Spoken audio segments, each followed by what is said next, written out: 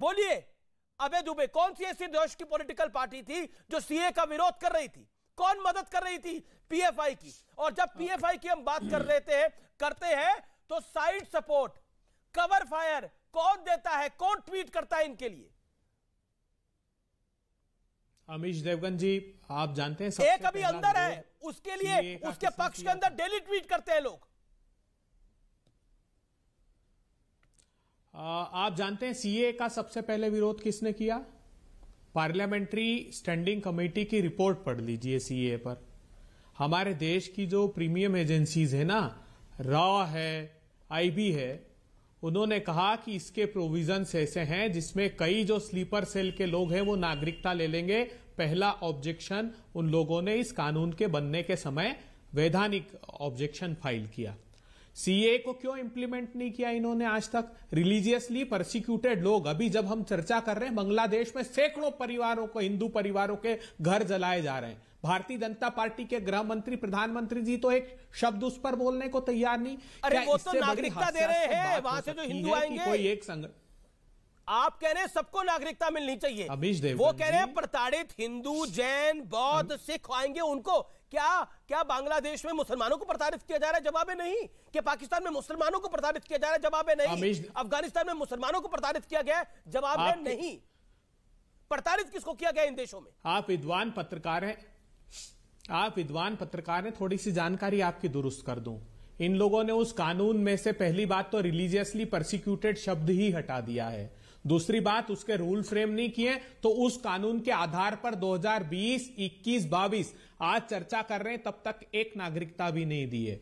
अब बात करते हैं पीएफआई पर प्रतिबंध की। गंभीर बात है, पैन इंडिया ऑर्गेनाइजेशन है। 2017 से ही एनआईए के पास ये प्रमाण मिल रहे हैं कि वो आतंकी गतिविधियों में शामिल है। तो जब टेररिज्म होता है तो वो सेंटर सब्जेक्ट, केंद्र का विषय हो जाता है। क्या सिमी पर प्रतिबंध नहीं लगाया? जब भी स्वरूप बदलेगा अगर आतंकवाद, तो उस संगठन पर प्रतिबंध लगाया जाएगा, उसके अकाउंट फ्रीज किए जाएंगे, उनके लोगों को पनिश किया जाएगा। यह हिंदुस्तान का कानून नहीं है कि भाग जाने की अनुमति दी जाए। यह हास्यास्पद तर्क यहां नहीं चल सकते। अब गंभीरता से देश के गृह मंत्री से पूछना चाहता हूं, जब इतने प्रमाण है, 6 साल हो गए, तो केंद्रीय गृह मंत्री जी उस जवाब गौरव भाटिया बनता है नहीं लगाया? जब सुप्रीम कोर्ट में सॉलिसिटर जनरल कह रहे हैं कि प्रक्रियाधीन है, जब सॉलिसिटर जनरल अप्रैल 2021 में कह रहे हैं जी तथ्यों की कमी है, तो तेजस्वी सूर्या ने क्यों बोला कि मेरे पास बहुत सारे तथ्य हैं? क्या आपको लगता नहीं है कि अब सरकार में तो जिम्मेदारी आपकी ज्यादा बढ़ जाती है? जिम्मेदारी इसलिए बढ़ जाती है कि अगर ये गजवा गैंग कोई जिहादी डायरी चला रहा है जिसमें वो हिंदुओं को डिवाइड करना चाहता है, वो देश के मुसलमानों को उकसाना चाहता है, तो जिम्मेदारी आपकी नहीं बन पाती। विपक्ष सवाल पूछेगा, लेकिन अगर आप सवालों से भागेंगे तो कैसे काम चलेगा? अमीर जी, भारतीय जनता पार्टी के प्रवक्ता वो नहीं है जो सवालों से भागे। यही उत्तर दे के जाएंगे और इसके बाद हो सकता है कांग्रेस भाग जाए और पार्टियां भाग जाए। पॉइंट तो ये भी है, पहले कांग्रेस की बात कर लेते हैं, ये भी बता कर जाइए। अबे दुबे आपने निर्विरोध बोला, आपके बीच में गौरव भाटिया नहीं बोले, मुझे ऑडियो डाउन करना पड़ेगा। निर्विरोध बोला आपने 1.5 मिनट बोला, 2 मिनट बोला, गौरव भाटिया नहीं बोले। Let him answer. Aziz Khan की भी बात का जवाब देना चाहते हैं, अजीज खान की भी बात का जवाब दीजिएगा गौरव भाटिया, दोनों चीजें। बिल्कुल। देखिए, मैं कांग्रेस पार्टी यहां पे कुछ कहती है और राजस्थान में कुछ हो रहा है। 2 तथ्य रख दूं आपको। मालूम है, कुछ ही दिन पहले पीएफआई ने अपना स्थापना दिवस कोटा में मनाया है और बड़े धूमधाम से मनाया है जी, और उनको अनुमति भी दी है, अशोक गहलोत ने दी है ना।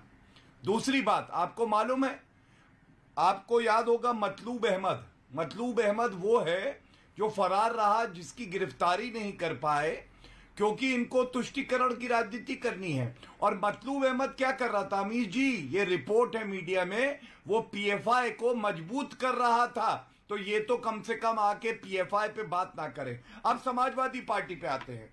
समाजवादी पार्टी कह रही है कि आतंकवाद का कोई धर्म नहीं होता है। यही बात तो हम भी कह रहे हैं, लेकिन जब गुजरात में बॉम्ब ब्लास्ट हुआ और उनको फांसी की सजा दी गई, तो धर्म तो नहीं होता है, लेकिन ये नाम है जाहिद शेख, इमरान शेख, इकबाल शेख, शमसुद्दीन शेख, जावेद शेख, आसिफ शेख, अतीक खिलजी, मेहंदी अंसारी, ऐसे 42 नाम है। और मोहम्मद सैफ शेख समाजवादी पार्टी के बरेली के जो अध्यक्ष है, उपाध्यक्ष रहे, उनके बेटे भी हैं।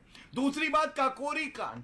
काकोरी में जब अलकायदा का टेरर मॉड्यूल पकड़ा गया था, ये पिछले साल की बात है, तो अखिलेश यादव ने क्या कहा था आपको मालूम है? उन्होंने कहा था मुझे वर्दी पुलिस पर भरोसा नहीं है, क्योंकि इनको भरोसा किस पे होता है? उन पे होता है जो आतंकवाद फैलाते हैं। और तीसरी बात मैं बता दूं, ये देश हमेशा संविधान से चलेगा, शरिया से नहीं। किसी की इतनी हैसियत नहीं है गजवाए हिंद कर दे।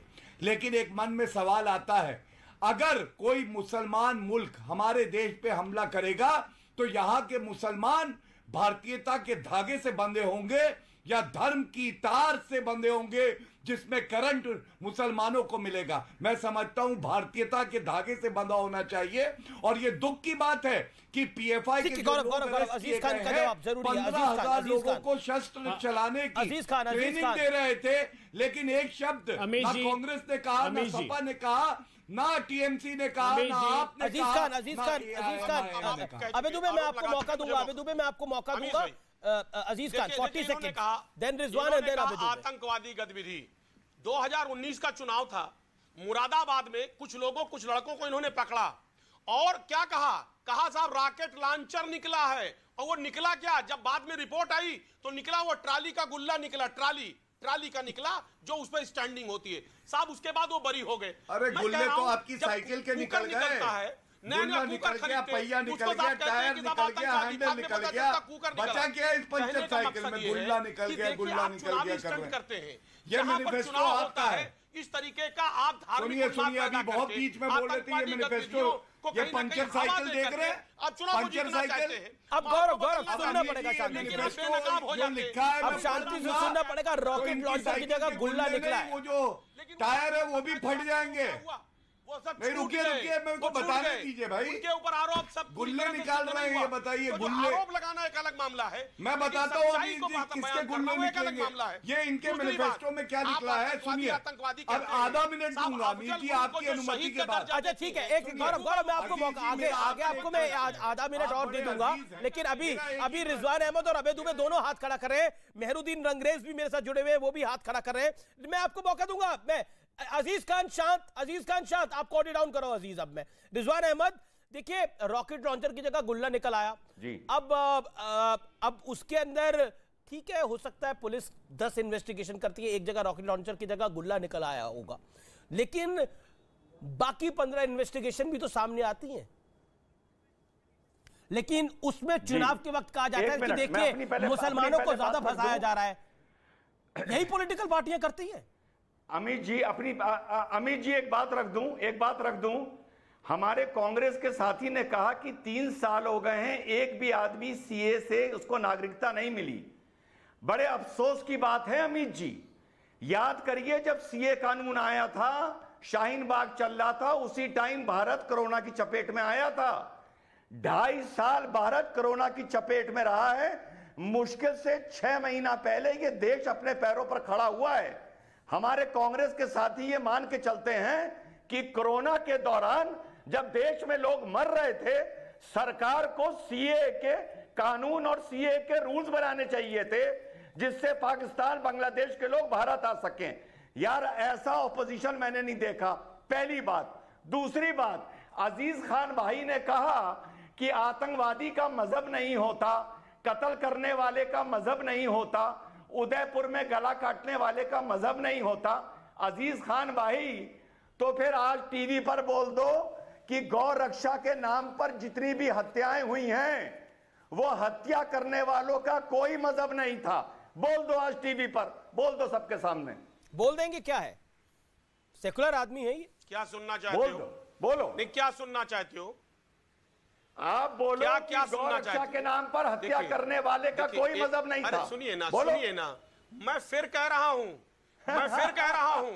चाहे वो गौ हत्या के नाम पे, सुनिए मेरी बात, चाहे वो गौ कह रहे किसी का मर्डर करें, चाहे वो अमरावती का घटना हो, चाहे वो उदयपुर का घटना हो, ना वो एक अच्छे मुसलमान हैं, और जो गौरक्षक हैं ना वो एक अच्छे हिंदू हैं। ना हिंदू धर्म ना मुसलमान धर्म ये कभी नहीं कहता है कि किसी की हत्या करो, और जो इस तरीके की प्रवृत्ति रखते हैं, जो हत्या करते हैं, ना वो एक अच्छे हिंदू हैं ना वो एक अच्छे मुसलमान। कोई धर्म नहीं है।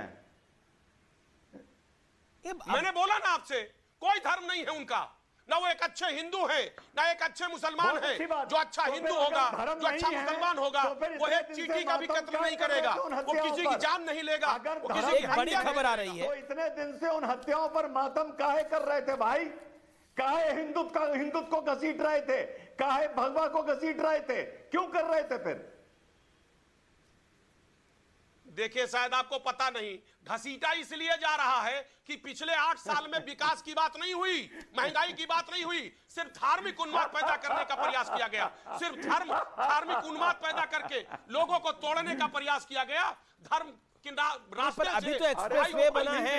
अच्छा ठीक है, इसमें ओके गौरव भाटिया भी कुछ कहना चाहते हैं और मेहरुद्दीन रंगरेज भी कुछ कहना चाहते हैं। जी, लेकिन बड़ी खबर आ रही है व्यूअर्स, बड़ी खबर आ रही है। मैं आपको बता देता हूं, एक बड़ी ब्रेकिंग स्टोरी आ रही है। श्री गंगानगर में एक घुसपैठिया पकड़ा गया है, जो बीएसएफ ने पकड़ा है। पाकिस्तान का घुसपैठिया रिजवान नुपुर शर्मा की इरादे से आया था।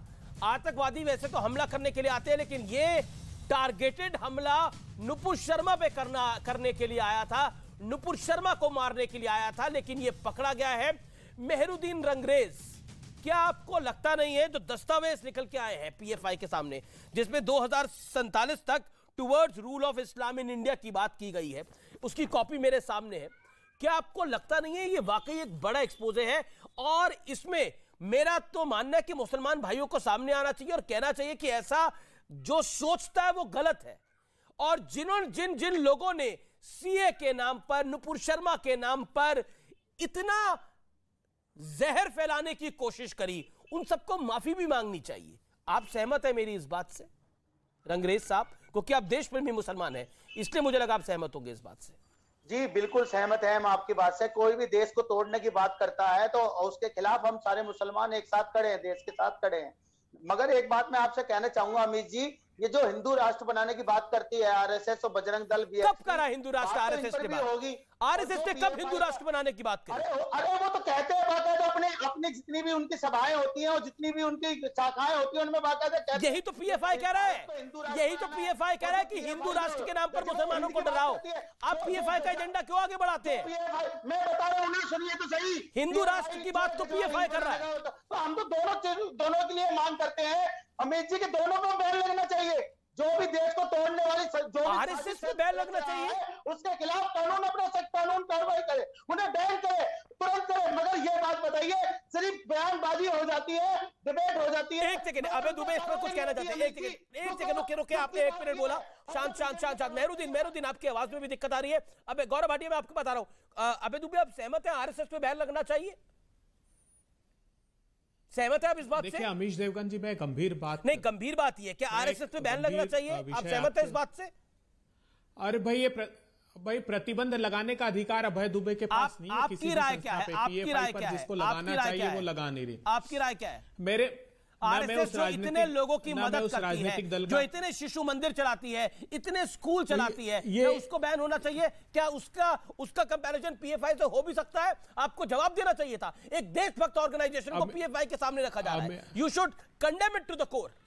भाई अमीश देवगन जी, ये जवाब गौरव भाटिया जी से लीजिएगा। मैं 2 गंभीर बातों के जवाब देता हूं जिस पर मुझ पर आरोप लगाया ना। मैं जानता नहीं कौन सज्जन है वो, बहुत दिन भर पूरे डिबेट में मैं देखता हूं सिर्फ हंसने के अलावा कोई काम नहीं करते।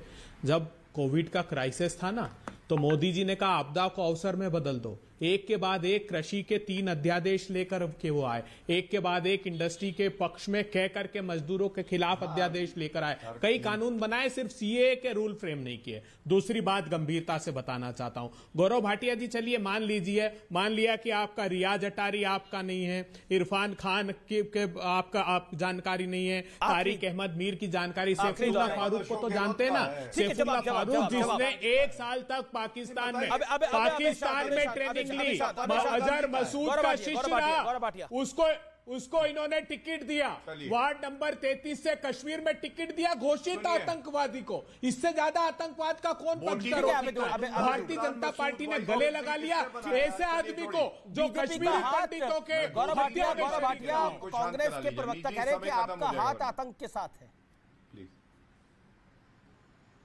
देखिए, मैं 2-3 बड़ी बातें कहूंगा। 30 सेकंड। सबसे पहले, ये जो पुस्तिका मिली है ना, इसमें लिखा है कि भारत को इस्लामिक देश बना देंगे 2047 तक। तो ऐसे सारे मंसूबे जो ये रखते हैं लोग, इनको मैं बता दूं 22,22,222 तक भी। गौरव, समय फिलहाल इतना ही है, लेकिन विश्लेषण आज जो मैंने करा, आज निष्कर्ष जरूर देना चाहता हूं। ये जो किताब है ना, internal document not for circulation, PFI का, जिसमें लिखा हुआ है इंडिया 2047 तक towards rule of Islam in India हो जाएगा, उसको मैं फाड़ता हूं। उसको मैं फाड़ता इसलिए हूं क्योंकि भारत में ना कभी ऐसा हो सकता है, ना भारत में कभी ऐसा होगा, क्योंकि सदियों दुश्मन रहा है दौरे जमा हमारा। हमारी हस्ती ऐसी नहीं है, क्योंकि हमारी जो हस्ती है वो मिट नहीं सकती। फिलहाल इस कार्यक्रम को यही समाप्त करते हैं। नमस्कार।